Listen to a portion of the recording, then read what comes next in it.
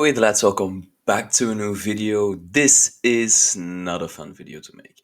First of all, I would have liked to make this video sooner, but I've just started working on the background of the videos. I've actually been upping the production quality because we have signed, we have bought ourselves a fantastically beautiful new video camera, as you can see.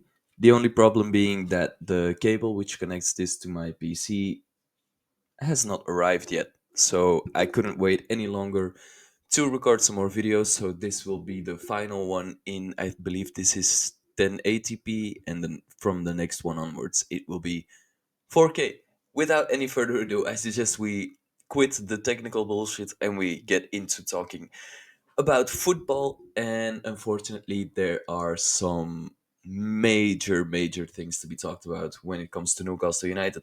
So that's what we will do in today's video. I will give you my perspective, first of all, on our window thus far, second of all, on the Alexander Isak situation, and third of all, about next season. Starting off with Newcastle United's summer window.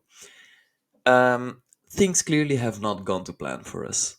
The window started off by Paul Mitchell leaving us in a very sticky situation where we would have to start the second summer in a row without a sporting director after the Dan Ashworth fiasco as well. And this has meant we simply weren't prepared for this transfer window. Paul Mitchell may say he left us capable of executing the strategies we worked on throughout the summer, but however way you turn it, clubs take advantage of the fact that it isn't a professional or a professional who negotiates transfers for a living doing the transfer business for Newcastle United. A lot of teams have taken advantage of that. A lot of teams have tried to take advantage of us. We haven't necessarily let them, but that has meant that we have missed out on a lot of targets to a lot of rivals as well, which is especially hurtful. If we want to go through the targets, I think there is context to most of them. Like, for example, Joao Pedro, who apparently had already agreed to join Chelsea back in January, Cunha and Mbeumo, who clearly just cared more about the fact that they would be playing for Manchester United and get the chance to revive a giant such as Manchester United rather than join a project club that is Newcastle United. Because let's face it, we still are a project club. I don't think we will be competing for the Premier League next season. Dean Huijsen, young Spanish lad, you can't really fault him for choosing Real Madrid over us. I think Liam Delap as well chose Chelsea. I think if you gave him the options again, knowing that they would sign Joao Pedro as well, maybe he would choose to come to us instead. But unfortunately, that's not what materialized. He has gone to Chelsea as well. And then we get to Hugo Ekitike. Without talking about him first, because that's intertwined with another transfer saga, I want to say that this isn't a good look for Newcastle United. All these players we clearly have been interested in but haven't signed. But there are also some positives to be had from that. Last summer, the main critic was that we had all our arrows pointed in one direction. That being Mark Gahey for most of the summer and then Anthony Elanga both at the end of the summer window and at the end of the January window. We have now brought in Anthony Elanga, so that's great. But this summer we clearly have been more active, more busy. We just haven't had the fruits from our labor yet, which is very unfortunate because in a different world we already have three signings through the door, being Liam Delap or Hugo Ekitike with Elanga and a new centre back, but that unfortunately is not the case. So that is on a surface level quite bad transfer business by Newcastle United, but the board does realize the positions of need in this squad, which is one less worry for Newcastle fans, shall I say. But more importantly, so they have tried to address those issues with some high quality players. The only problem with trying to sign high quality players is you put yourself at a table with Europe's elite, and at this moment in time, you can't really fault a player for choosing a club like Liverpool, Real Madrid, Manchester City, Barcelona above a club like Newcastle United. We want to get there, but we aren't there yet, and we have to be realistic about that. Now, I'm not trying to say our board has done a great job so far this summer, because they clearly haven't. One signing is not enough at all, but we have been trying to sign players, and we have been trying to sign players for big money as well. Herein lies a problem as well, however, for me personally. We only try to go for first team quality players right away, which is, I mean, if you look at our top five or top six record signings, it's a strategy that clearly has worked for this board, because all of these signings have worked out very, very well and have repaid us handsomely in performances, that is, not necessarily in sales. But I believe Newcastle United should be more active in signing 15 to 20 million pound bargains, or not necessarily bargains, but risks is more so what I'm trying to say. Because the thing with a 15 to 20 million pound signing is clubs like Newcastle, Aston Villa, Manchester United, Manchester City, Arsenal, Chelsea, you name it, all of these clubs basically have the funds to continuously sign all these 15 to 20 million pound gambles all in a row. And if some of them don't work out, you have a very, very big squad, meaning you don't really feel it when you sell them. You won't sell them for a big loss because they were 15 to 20 million pound players at the start of the deal. And given the fact that they would have had at least 1 year of playing for Newcastle United at the point of selling, um, we would have paid off some of the transfer fee. So maybe even when we sell some players for 20 million pounds after signing them for 20 million pounds, it's still in some ways a profit. And the players you don't have to sell are the players who kick on, turn out to be first team quality or at least squad depth options, and you only had to pay 15 to 20 million pounds for those. The 50 million pound signings, the 70 million pound signings, and all above are always gambles. Always. No matter how good your recruitment is, about 50% of transfers flop, meaning such a big outlay, and in our case, such a big outlay due to PSR probably means one signing instead of three, then it is a problem if that signing still flops. A massive problem, because all the work you have done that window is just thrown out of the window. You think it's so fucking funny, huh? Whereas if you sign three players for 15 to 20 million pounds, and one of them ends up being a squad depth option, one of them ends up being shit and you sell him on, and one of them ends up working out really, really well and actually pushing the starting 11, then you have paid the same amount of money for that one player who will push your starting 11, but you get 20 million back for the player who is shit and you can just sell on, or 10 million from a championship team, for example. Or the one guy who you get as squad option, you can also choose to sell him on or keep him around and get some competition in a lot of places. My point being, you can basically, if you're as wealthy as most of the top Premier League sides are, you can just take gamble after gamble after gamble after gamble without there being much risk to it at all. And a lot of clubs just refuse to make those gambles. For example, Liverpool. This isn't necessarily them taking a gamble, but 2 summers ago they really, really wanted to sign a number six, and they got turned down by Caicedo and they got turned down by Romeo Lavia, their two main targets on the market. So what did they do? They signed Wataru Endo for for less than 10 million pounds. And in the first season, he was an integral part of their midfield, and in the second season, more so a big part player. But if they were to sell him back to the Bundesliga right now, I reckon they would still fetch about 10 million, meaning they made back the money they paid on him. He's not going to be on a massive contract, and he's contributed a lot. These are the signings Newcastle United need to be doing more. These aren't the ones that will excite the supporters massively, like Anthony Elanga, for example, has excited the supporters, but it is absolutely necessary. Now, let's have a chat about the Alexander Isak situation because this is a lot, isn't it? A lot of conflicting reports, a lot of negative reports when it comes to Newcastle United, both on their transfer window and now with the fact that Alexander Isak has reportedly asked the Newcastle United board to explore a transfer. Now, those words are pretty important because exploring a transfer doesn't necessarily mean he's going on strike and not playing ever again for the club. He kind of is going on strike right now because he hasn't joined our Asia tour, but this is something we see a lot of players do, not joining a preseason tour to maybe focus on moving away from the club. But I do still believe the ball is in Newcastle United's court. And listen, without getting into the player himself, because we know how good Alexander Isak is, let's get into the situation.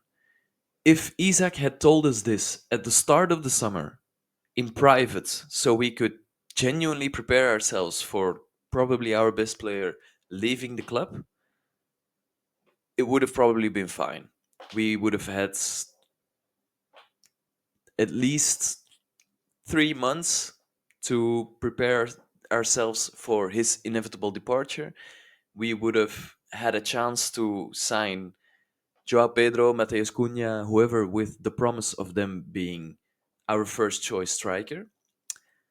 But most importantly, if he didn't feel like leaving at the start of the window, because a lot of the reports are that he actually considered staying, but due to Newcastle's lack of ambition in the window, which I believe isn't really a lack of ambition, but a lack of self awareness, maybe for some part, because we have put ourselves at that big boy table and have not really um, enjoyed being there this summer. Also, the fact that Paul Mitchell left without offering Alexander Isak a new contract or, um, at the very least, some improved wages, that has clearly rubbed him the wrong way as well, which I completely understand. I wouldn't be happy playing for a club which can't seem to get a sporting director for more than 6 months in their team. So I completely understand him there. But all of these things we knew last week. All of them. And last week, Liverpool came knocking at our door at a time where Hugo Ekitike clearly was a very, very big target of Newcastle United's. And they clearly said to us, either you loosen your stance on selling Alexander Isak, which we didn't, or we will compete with you for your main target, Hugo Ekitike. And that is a big, big play if it works, and it did. We said no selling. They went for Ekitike. Ekitike went to Anfield. Now, Ekitike has finally signed for Liverpool. Then Alexander Isak comes out with the news that he's looking to move away from the club. And this has pissed every single Newcastle United fan off because if he would have told us a couple of days sooner, Ekitike would have been a Geordie by now, and we would not have been in the situation where we are desperately trying to get a deal over the line for Benjamin Sesko before deciding on the future of Alexander Isak. And I'm telling you right now, if Sesko doesn't work out, if he moves to Manchester United or he stays at Leipzig, there is no world in which Alexander Isak leaves. And he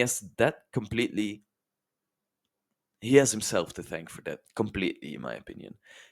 1 week earlier, a couple of days earlier, and there would not have been a problem with selling him. Obviously, there would have been a problem with selling him because he is a fantastic player.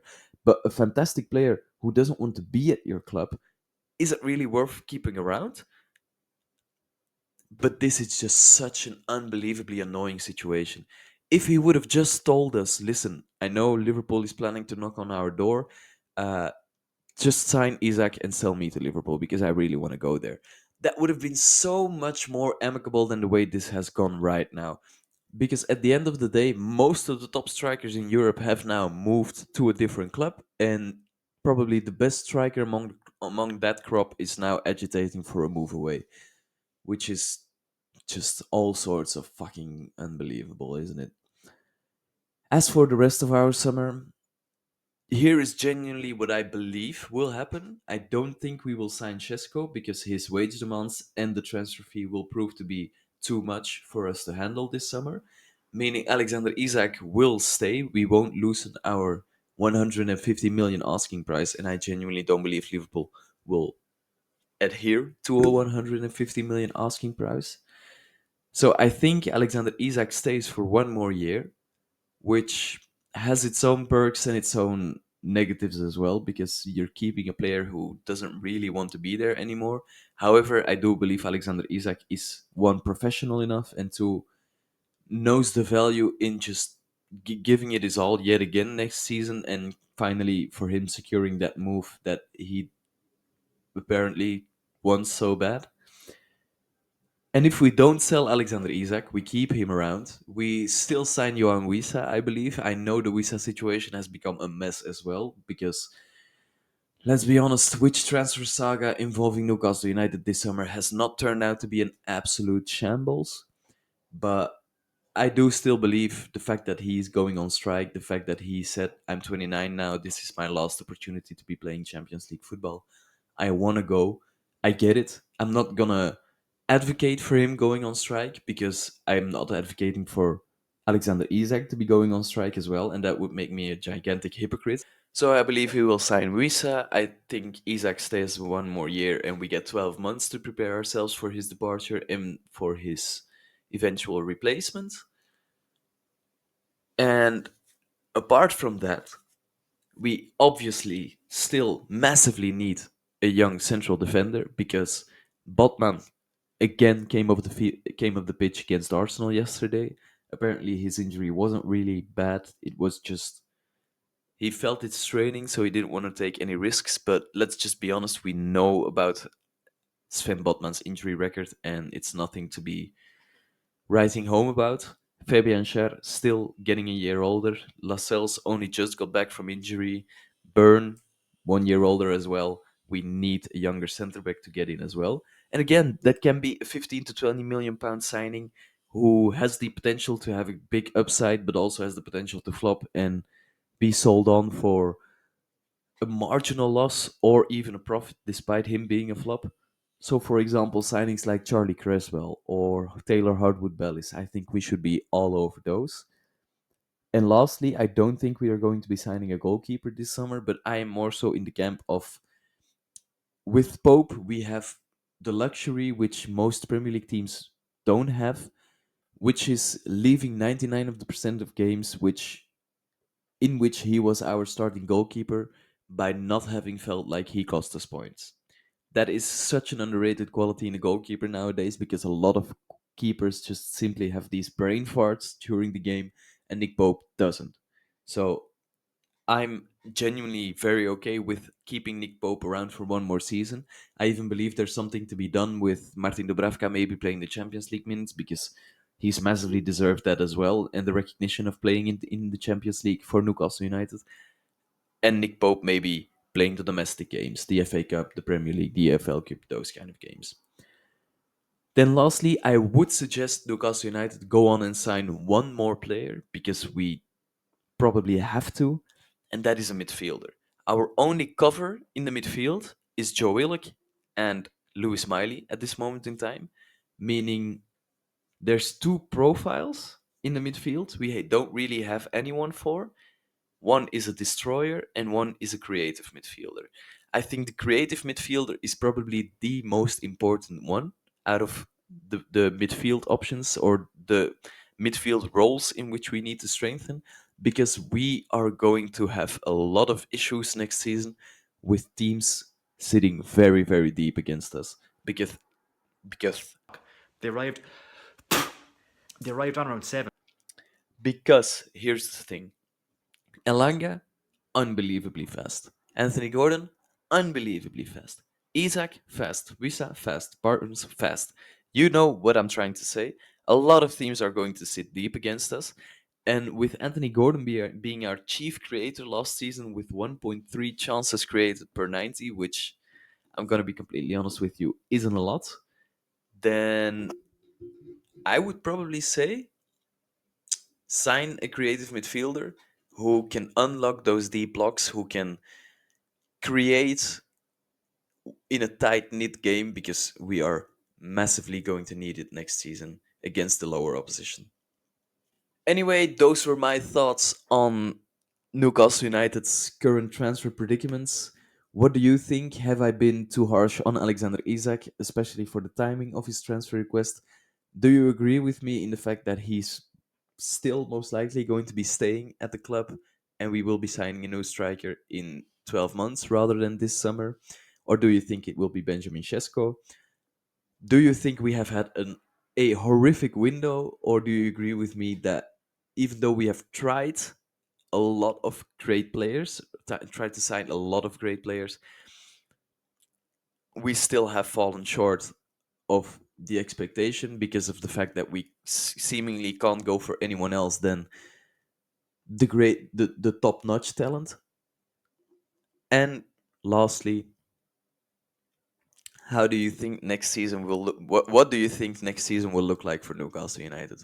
What are our realistic goals? What is the baseline? Like, for what do you think is the worst we could acceptably or feasibly do?